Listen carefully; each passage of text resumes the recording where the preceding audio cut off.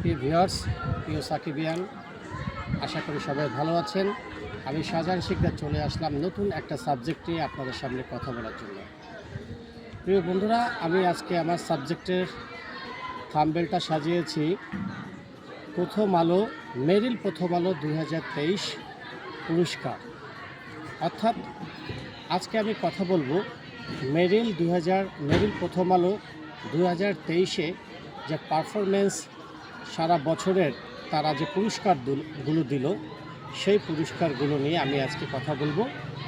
আপনারা যারা আজকে আমার এই কথাগুলো শুনছেন বা আমার এই ভিডিওটা দেখছেন, তারা যদি আমার চ্যানেলে শাহজাহান শিকদার, আমার ইউটিউব চ্যানেল, আপনারা যদি নতুন হয়ে থাকেন, আর আমার ফেসবুক পেজ শাহজাহান শিকদার আপনারা যদি নতুন হয়ে থাকেন, অবশ্যই আমার ইউটিউব চ্যানেল সাবস্ক্রাইব করবেন এবং আমার ফেসবুক পেজ লাইক বা ফলো দিয়ে পাশে থাকবেন। প্রিয় বন্ধুরা, আমরা সাধারণত কি জানি? আমরা জানি যে পাঠক জরিপে যার ভক্ত বেশি, যেই নায়কের বা যেই অভিনেতার সারা বাংলাদেশে যার ভক্ত অনুরাগী বেশি, পাঠক জরিপে সেই নায়কই বা সেই অভিনেতাই সেরা অভিনেতা পাঠক জরিপের পুরস্কার পায়। কিন্তু এবার দেখলাম আমরা উল্টা। এবার কি দেখলাম আমরা প্রিয় বন্ধুরা?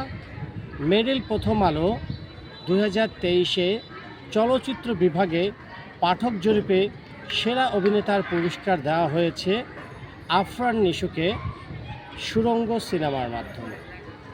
অথচ এখানে কিন্তু নমিনেটেড ছিলেন সিয়াম আহমেদ, আমাদের সুপারস্টার সাকিব খান, চঞ্চল চৌধুরী সহ আরও কয়েকজন।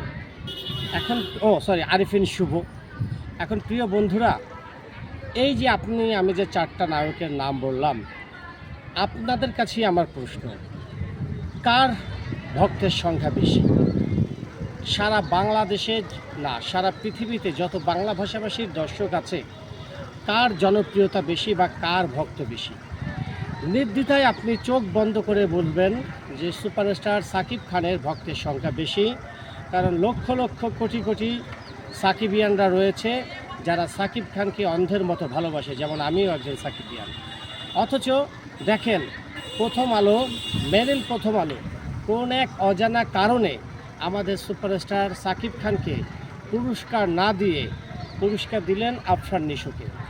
সাকিব খানের প্রিয়তমা সিনেমা নমিনেটেড হয়েছিলেন, সেরা অভিনেতা হিসেবে নমিনেটেড পেয়েছিলেন সাকিব খান প্রিয়তমা সিনেমার জন্য, আর আফরান নিশো নমিনেট পেয়েছিলেন সুড়ঙ্গ সিনেমার জন্য। দুইটা সিনেমা কম্পেয়ার করেন আপনি, সেখানেও দেখবেন যোজন যোজন ব্যবধান। সুড়ঙ্গ সুপারহিট একটা ছবি, আপনি যদি ধরেন বাম্পার হিট একটা ছবি, কিন্তু আপনি যদি প্রিয়তমা ধরেন, তাহলে প্রিয়তমা হলেন অল টাইম ব্লকবাস্টার একটা সিনেমা। সুড়ঙ্গের অভিনয় দেখেন আফরান নিশোর, ওদিকে আমাদের সুপারস্টার সাকিব খানের আপনি প্রিয়তমা সিনেমায় অভিনয় দেখেন, দুজনের অভিনয় কিন্তু আলাদা। সুড়ঙ্গতে অনেক ভালো অভিনয় করছে আফরান নিশো, কিন্তু আমাদের সুপারস্টার সাকিব খান প্রিয়তমাকে কিন্তু তিনি ছাপিয়ে যেতে পারেননি। অভিনয়ের দিক থেকে যদি বিচার করা হয়, সেখানেও কিন্তু সাকিব খানের প্রিয়তমা এগিয়ে থাকবে। কিন্তু কোন একটা অজানা কারণে মেরিল প্রথম আলো আমাদের সুপারস্টার সাকিব খানকে পুরস্কার না দিয়ে পুরস্কারটা দিলেন আফরান নিশোকে। প্রিয় বন্ধুরা, এটা শুধু আমাদের মেরিল প্রথম আলো এরকম যে করছে এবার না, এর আগেও এরকম সমালোচনার জন্ম দিয়েছে। এবং শুধু এটা বাংলাদেশে না প্রিয় বন্ধুরা, আমাদের পার্শ্ববর্তী দেশ বলিউড, তারপরে ভারতের বলিউড, তারপরে হলিউড, এইসব জায়গায়ও অনেক সময় পুরস্কার দেওয়া হয় যারা আসলে পুরস্কার পাওয়ারই যোগ্য না, তাদেরকে অনেক সময় পুরস্কার দেওয়া হয় শুধুমাত্র সম্পর্কের খাতিরে, শুধুমাত্র তাদের সাথে বন্ধুত্বের খাতিরে। অনেক পুরস্কার যারা প্রদান করেন, তাদের সাথে দেখা গেল যেই নায়কের সম্পর্ক ভালো বা যেই নায়ক অনেক সময় তাদের মঞ্চে পারফরমেন্স করে বিনা টাকায়, তাদেরকে পুরস্কার দিয়ে দেওয়া হয়। এই জন্য আপনি দেখবেন বোম্বের অনেক বলিউডের অনেক নামি দামি নায়করা তারা কখনো অ্যাওয়ার্ড শোতে যায় না, কারণ জানে যে অ্যাওয়ার্ড শো একটা ফালতু জিনিস। কারণ অ্যাওয়ার্ডে সাধারণত অনেক সময় যারা যোগ্যতাহীন লোকও তাদেরকে অ্যাওয়ার্ড দেওয়া হয়।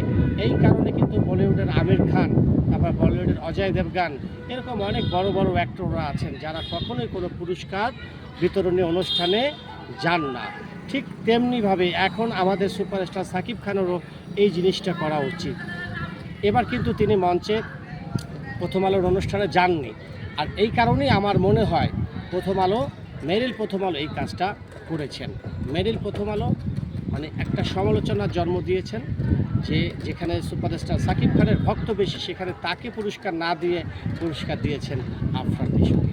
তা যাই হোক প্রিয় বন্ধুরা, আজকের আমার মূল কথাটা হলো যে মেরিল প্রথম আলো আপনারা আসলে দিন দিন আপনাদের গ্রহণযোগ্যতা হারিয়ে ফেলছেন। আপনারা পুরস্কার প্রদানের ক্ষেত্রে আপনারা সঠিক কার্যক্রম রাখতে পারছেন না। আজকে আপনারা লক্ষ লক্ষ সাকিবিয়ানদের মনে আপনি আঘাত দিয়েছেন। এভাবে যদি আপনি আপনারা করতে থাকেন, একটা সময় আপনাদেরকে সবাই বয়কট করা ছাড়া আর কোনো উপায় থাকবে না। তাই প্রিয় বন্ধুরা, এটাই ছিল আজকের আমার কন্টেন্টের মূল বিষয়। আমি শাহজাহান শিকদার চেষ্টা করলাম মেরিল প্রথম আলোর বিষয়টা একটু আপনাদেরকে বোঝানোর জন্য। মেরিল প্রথম আলো যে ধরনের কর্মকাণ্ড করেছে 2023-এ সেটা আপনাদেরকে বোঝানোর চেষ্টা করলাম। যদি আমার কন্টেন্টটি ভালো লেগে থাকে অবশ্যই আপনারা আমার পাশে থাকবেন, আমাকে সাপোর্ট করবেন, তাহলে আমি আবার নতুন নতুন ভিডিও আপনাদের সামনে নিয়ে আসতে পারবো। সবার সুস্থতা কামনা করে আজকের মতো শেষ করছি। সবাই ভালো থাকবেন, সুস্থ থাকবেন। আসসালামু আলাইকুম।